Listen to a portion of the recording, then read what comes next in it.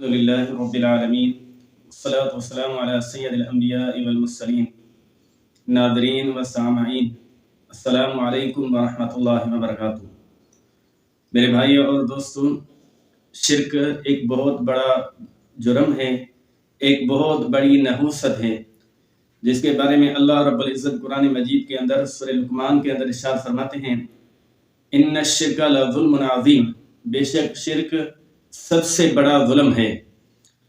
تو اس شرک کے حوالے سے، شرک سے بچنے کے لیے ہمیں شرک کے جو اقسام ہیں، شرک کے بارے میں جاننا ہمیں ضروری ہے۔ ہمارا جو ٹاپک ہے وہ شرک کے بنیادی اقسام کے بارے میں۔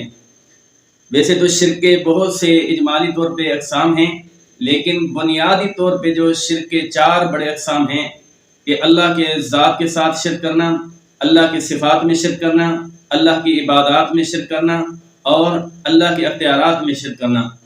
تو ان کے حوالے سے ہمیں جاننا بہت ضروری ہے۔ انشاءاللہ اگر مجھے موقع ملا تو میں وقتاً فوقتاً آپ کے سامنے ان سارے اقسام کو آپ کے سامنے بیان کروں گا۔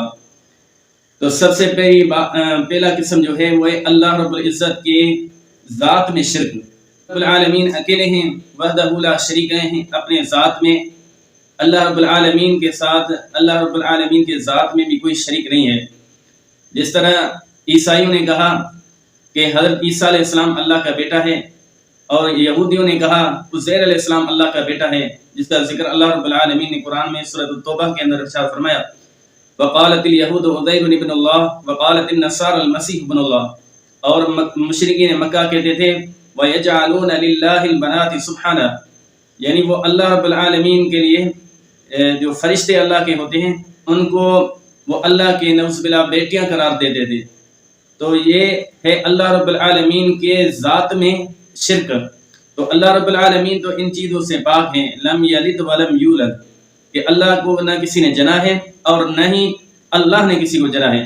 اسی طرح ہمارے مسلمانوں کے اندر بھی اللہ رب العالمین کے ذات میں شرک کو پایا جاتا ہے۔ ہمارے بعض مسلمان ہیں جو سیدنا علی رضی اللہ تعالی عنہ کو خدا کا درجہ دے کر لوگوں کے سامنے پیش کرتے ہیں، کہ نعوذ باللہ جن کو بصیری کہا جاتا ہے، شیعہ کے اندر ایک جو ہے گروہ ہے، ان کو بصیری کہا جاتا ہے، وہ تو ڈائریکٹلی کہتے ہیں کہ علی نعوذ باللہ اللہ ہے۔ تو اس طرح ہمارے مسلمانوں کے اندر بریلوی مسلک کے اندر وہ کہتے ہیں کہ نبی علیہ الصلوۃ والسلام جو ہیں وہ اللہ کے نور کا حصہ ہے۔ تو یہ سارے شرک فی ذات ہیں، اللہ رب العالمین کے ذات میں کسی کو شریک کرنا۔ اور اس کے علاوہ اللہ کے اسماء و صفات میں شرک کرنا، اللہ کے جو صفات ہیں، اللہ کے جو صفاتی نام ہیں ان میں کسی کو شریک کرنا۔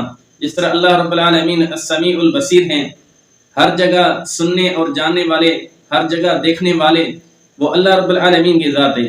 لیکن ہم کہیں کہ اللہ بھی جانتا ہے ہر جگہ پہ، اور اللہ کے علاوہ اور بھی کسی کے ہر جگہ پہ جو ہے اس کی نظر بھی ہوتی ہے، وہ دیکھ بھی رہا ہے اور ہمیں سن بھی رہا ہے۔ تو یہ ہے اللہ کے اسماء و صفات میں شرک کرنا۔ اور عبادات میں شرک کرنا، یعنی کہ اللہ رب العالمین کے جو عبادات ہیں، عبادات جتنی بھی ہیں، لا الہ الا اللہ جو ہم پڑھتے ہیں، اس میں ہے کہ اللہ کے سوا کوئی بھی عبادت کے لائق نہیں ہے۔ قل ان صلاتي ونسكي ومحياي ومماتي للہ رب العالمین۔ اے نبی صلی اللہ علیہ وسلم آپ فرمائیں کہ بے شک میری نماز، میری قربانی، میرا جینا اور میرا اس دنیا سے رخصت ہونا، یہ سب اللہ رب العالمین کے لیے ہے۔ اور اللہ کے اختیارات میں شرک کرنا، مطلب کہ اللہ رب العالمین مشکل کشا و حاجت روا ہے، اور اللہ رب العالمین کے علاوہ کوئی بھی مشکل کشا اور حاجت روا نہیں ہے۔ اگر ہم اللہ رب العالمین کے علاوہ کسی کو حاجت روا اور مشکل کشا مانتے ہیں تو سمجھو کہ یہ اللہ کے اختیارات میں ہم شرک کرتے ہیں۔ تو یہ 4 بنیادی اقسام ہیں جو مختصراً میں نے آپ کے سامنے ذکر کیے ہیں۔